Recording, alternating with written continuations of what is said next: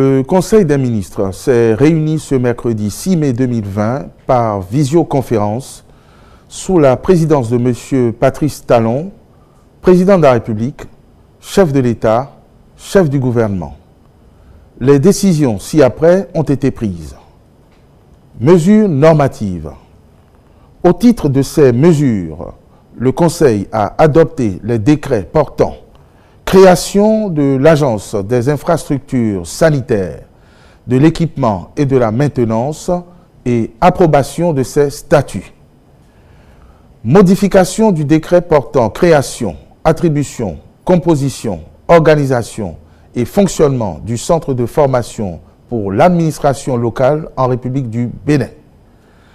Transmission à l'Assemblée nationale pour étude et adoption des projets de loi portant autorisation de modification des dispositions du traité de l'Union monétaire ouest-africaine UMOA du 20 janvier 2007 relative à la dénomination du Conseil régional de l'épargne publique et des marchés financiers, puis du protocole additionnel numéro 1/2017/CCEG/UMOA modifiant et complétant le protocole additionnel numéro 1 relatif aux organes de contrôle de l'UMOA adopté à Abidjan, en Côte d'Ivoire, respectivement le 12 juillet 2019 et le 10 avril 2017.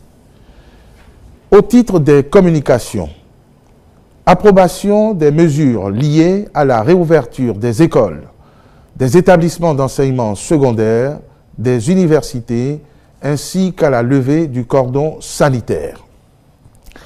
Après une évaluation des mesures mises en œuvre dans le cadre de la lutte contre la pandémie de Covid-19, il s'est avéré nécessaire de favoriser le retour progressif au cours normal de la vie et des activités économiques. Ainsi, le gouvernement a fait l'option d'assouplir la mesure de limitation de la mobilité des personnes en levant le cordon sanitaire en place, puis d'autoriser la reprise des cours dans les établissements d'enseignement, de formation et de recherche, ainsi que les universités, conformément au calendrier scolaire tel que réaménagé le 8 avril 2020. À cet effet, le Conseil a décidé de la reprise des cours pour les écoliers du cours moyen deuxième année CM2, les élèves des collèges et lycées et les étudiants pour compter du lundi 11 mai 2020 dans la perspective de la tenue des examens de fin d'année notamment. Quant aux écoliers des classes de cours d'initiation CI au cours moyen première année CM1, ils retourneront en cours du 10 août au 4 septembre 2020 et subiront leurs évaluations du 7 au 11 septembre 2020, puis effectueront la rentrée scolaire 2020-2021 le 28 septembre 2020, en même temps que tous les autres apprenants. En ce qui concerne les écoles maternelles et les garderies, elles restent fermées jusqu'à la prochaine rentrée des classes. Par ailleurs, la réouverture des écoles, collèges et universités ainsi décidée sera accompagnée des mesures ci-après. L'obligation du port de masque pour tous les usagers, apprenants, enseignants, divers personnels de soutien. Pour ce faire, il sera procédé à la distribution gratuite des masques dans les écoles, collèges et universités publiques. Le dépistage systématique et progressif des enseignants, du personnel administratif et de service. S'agissant particulièrement des universités, les amphithéâtres restent fermés et les cours seront dispensés en ligne via une plateforme dédiée à cette fin. Les enseignants y publieront leurs cours auxquels les étudiants auront accès gratuitement. Ces mesures qui participent de la volonté du gouvernement de faire valider l'année scolaire 2020-2021 sans compromettre la lutte contre le coronavirus doivent être observées sur toute l'étendue du territoire national par tous les acteurs publics et privés, sauf dérogation spéciale du gouvernement. Pour ce qui est de la levée du cordon sanitaire, elle s'accompagnera de l'organisation progressive des dépistages de masse à commencer par les groupes les plus exposés.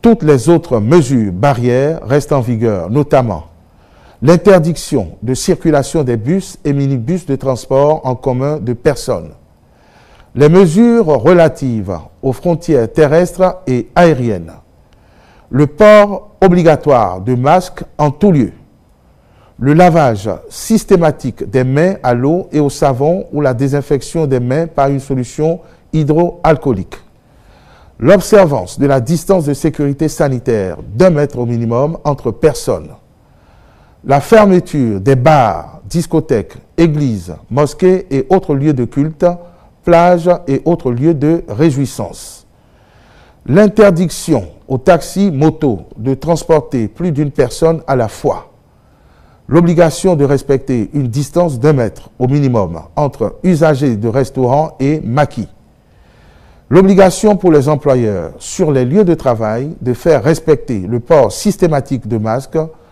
d'installer le dispositif de lavage des mains et de faire respecter la distance d'1 mètre minimum entre personnes.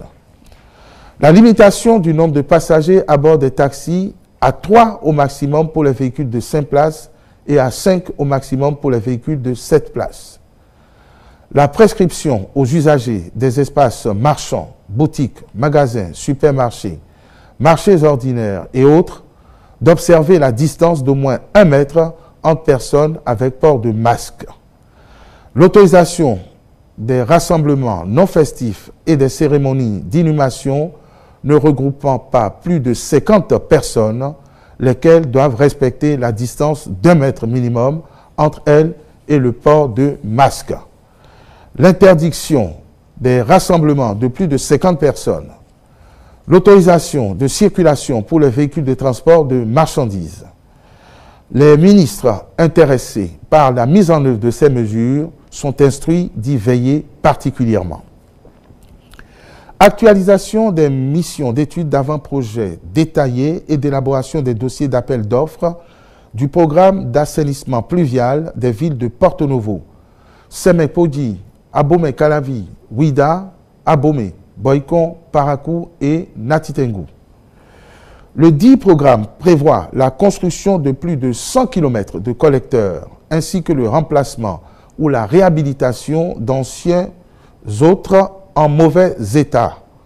Il vise principalement à réaliser les ouvrages primaires de drainage et d'assainissement dans les villes concernées, réduire leur vulnérabilité aux inondations, améliorer substantiellement l'environnement urbain et l'hygiène, réduire les niveaux de pollution et d'insalubrité, puis améliorer la mobilité urbaine. Par ailleurs, le programme a un lien direct avec la mise en œuvre de la deuxième phase du projet asphaltage, dont la plupart des rues à aménager ont pour exutoire les collecteurs à construire. Il convient donc, au plan technique, de les réaliser en synergie avec la deuxième phase considérée pour assurer l'évacuation des eaux de voirie attendues. Pour ce faire, le Conseil des ministres a autorisé la contractualisation avec diverses entreprises qualifiées en vue de l'exécution de ces missions. Organisation de tests complémentaires de sélection pour la base de compétences au métier d'enseignant à la maternelle, au primaire et au secondaire général.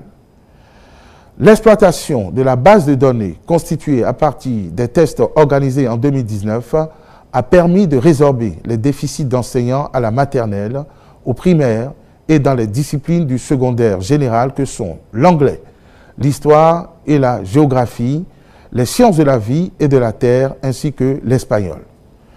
Toutefois, les effectifs des compétences préqualifiées en français, en mathématiques, en physique, chimie et technologie, en philosophie, en allemand, en économie ainsi qu'en éducation physique et sportive sont en deçà des besoins à couvrir. En outre, le départ à la retraite d'un certain nombre d'enseignants générera des déficits à combler pour garantir la disponibilité en nombre suffisant d'enseignants qualifiés. Aussi, le Conseil a-t-il autorisé l'organisation d'un test d'aptitude de nouveaux aspirants au métier d'enseignant afin de disposer d'une base plus fournie qui servira de vivier pour la satisfaction des besoins des établissements scolaires. Approbation de la stratégie nationale de sécurité numérique et de son plan d'action pour la période 2020-2022. Depuis 2016, le gouvernement s'est engagé dans une politique volontariste de développement du numérique pour en faire un des principaux leviers du développement économique et social de notre pays. L'objectif visé est de créer au Bénin un cyberespace sécurisé et attrayant pour une économie numérique florissante. Une telle option nécessite des actions spécifiques ciblées pour assurer la protection des systèmes d'information, des entreprises et des citoyens. C'est dans cette logique que l'Agence nationale de la sécurité des systèmes d'information, ANSSI, a élaboré, avec la contribution d'autres structures, la stratégie nationale de sécurité numérique assortie d'un plan d'action. La mise en œuvre de cette politique est déclinée en 47 projets autour de 5 axes stratégiques. Leur réalisation permettra de renforcer la position du Bénin sur l'échiquier continental et mondial en la matière. En effet, la dernière livraison de Global Cyber Security Index, qui publie le classement mondial des pays en matière de cybersécurité, indique que le Bénin est classé 8e sur le continent africain et 80e au plan mondial. Cette performance est due notamment au nouveau cadre législatif et réglementaire, ainsi qu'aux politiques publiques mises en œuvre depuis 2016. Autant d'atouts qui doivent être maintenus et consolidés. Le ministre de l'Économie et des Finances mettra à disposition les ressources nécessaires pour l'implémentation de la stratégie ainsi approuvée conformément au calendrier établi. Adoption de la politique nationale de santé communautaire au Bénin 2020-2024. La politique de santé communautaire de notre pays nécessite une actualisation. Celle des 4 prochaines années vise à doter le Bénin d'un système de santé intégré, performant, résilient et pérenne. Elle est basée sur l'approche une seule santé à travers une disponibilité permanente des soins de qualité, de même que la révalorisation et la pleine participation de tous les intervenants au niveau communautaire dans le but de garantir à tous un état sanitaire satisfaisant. Les orientations stratégiques qui en découlent portent, entre autres, sur l'amélioration des connaissances des populations sur la gestion durable de vie saine et le bien-être, l'offre de services de qualité en santé préventive, curative, promotionnelle et palliative, aussi bien à domicile que dans les quartiers de ville et les villages.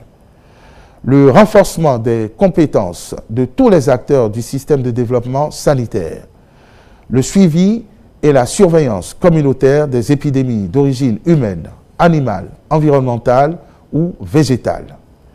Le ministre de la Santé veillera à l'exécution cohérente des activités à réaliser pour en garantir le succès. Plan stratégique national intégré pour l'élimination du VIH-Sida, de la tuberculose, du paludisme, des hépatites virales, des IST et des épidémies. Ce plan stratégique résulte des travaux d'experts et consultants nationaux et internationaux. Il est élaboré avec l'ambition d'aller au-delà des améliorations d'indicateurs observés en vue d'accélérer la réalisation des objectifs de développement durable dans le domaine.